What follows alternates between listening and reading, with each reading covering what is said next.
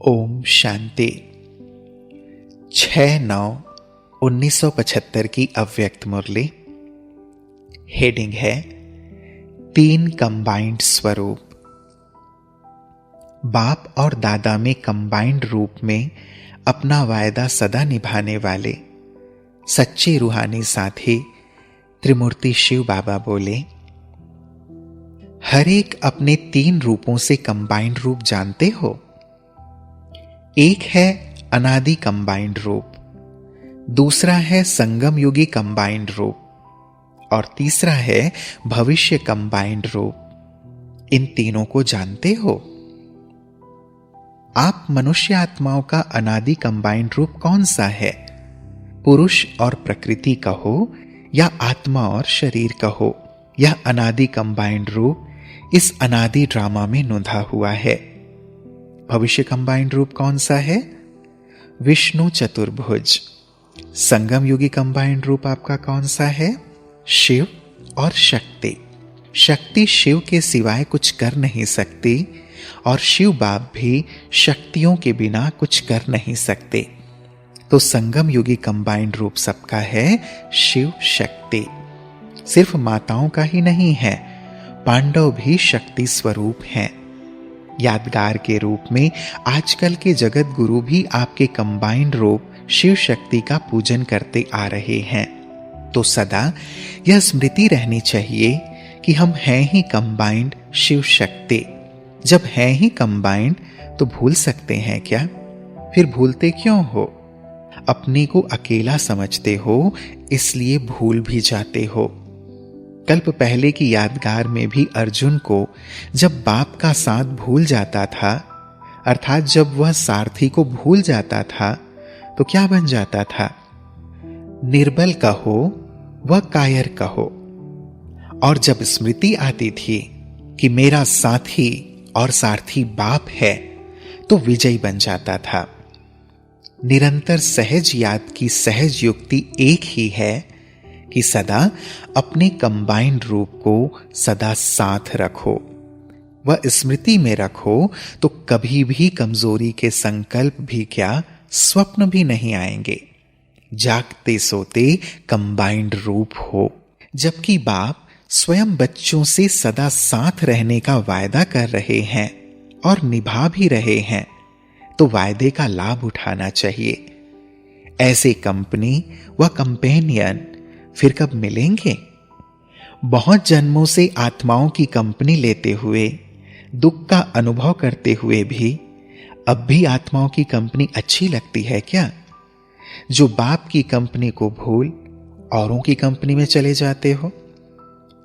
कोई वैभव को व कोई व्यक्ति को कंपेनियन बना देते हो, अर्थात उस कंपनी को निभाने में इतने मस्त हो जाते हो जो बाप से किए हुए वायदे में भी अलमस्त हो जाते हो। ऐसे समय मालूम है कौन सा खेल करते हो? खेल करने के टाइम तो बड़े मस्त हो जाते हो, अभी भूल गए हो। कलाबाजी से भी बहुत रमणीक खेल करते हो। ऐसे नहीं कि जो सुनाएंगे वह खेल करते होंगे, देखने वाले भी सुना सकते हैं।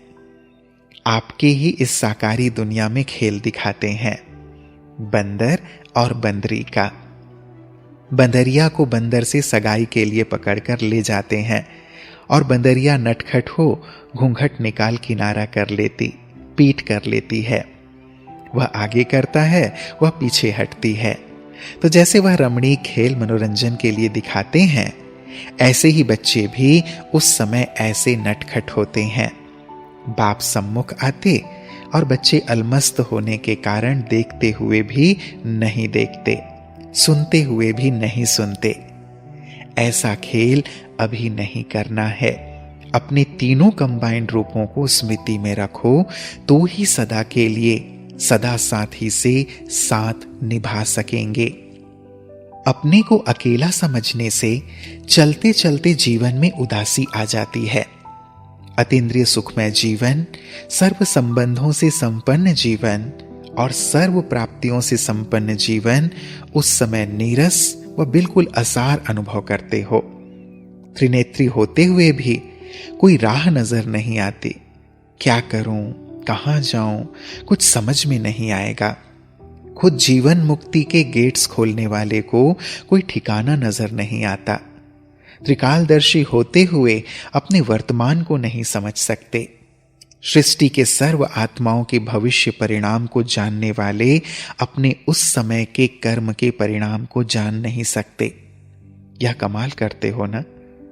ऐसी कमाल रोज कोई ना कोई बच्चे दिखाते रहते हैं। ऐसे समय पर बाप दादा क्या करते हैं? बहुत मनाते और रिझाते हैं, लेकिन फिर भी बच्चे नटखट करते हैं।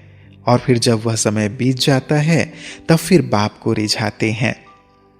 बच्चे भी बड़े चतुर होते हैं, ज्ञान स्वरूप को ज्ञान दिलाते हैं। वह तो जानते हो ना क्या करते हैं।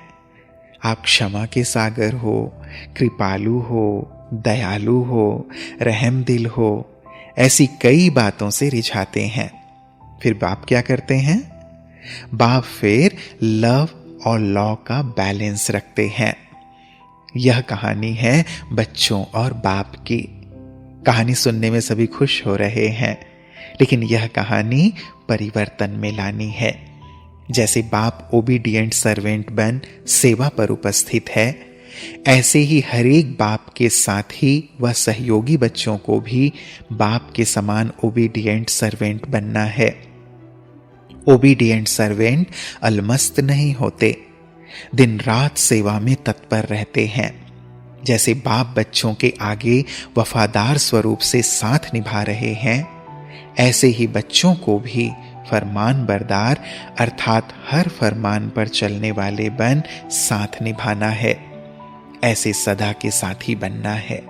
अच्छा, ऐसे सदा सच्चे साथी, हर फरमान पर स्वयं को कुर्बान करने वाले, वफादार, बाप के फरमान बरदार, बाप समान श्रेष्ठ बनाने वाले, ऐसी श्रेष्ठ आत्माओं को बाप दादा का याद प्यार और नमस्ते।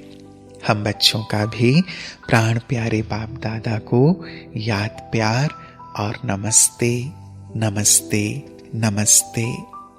शुक्रिया बाबा, शुक्रिया। ओम शांति।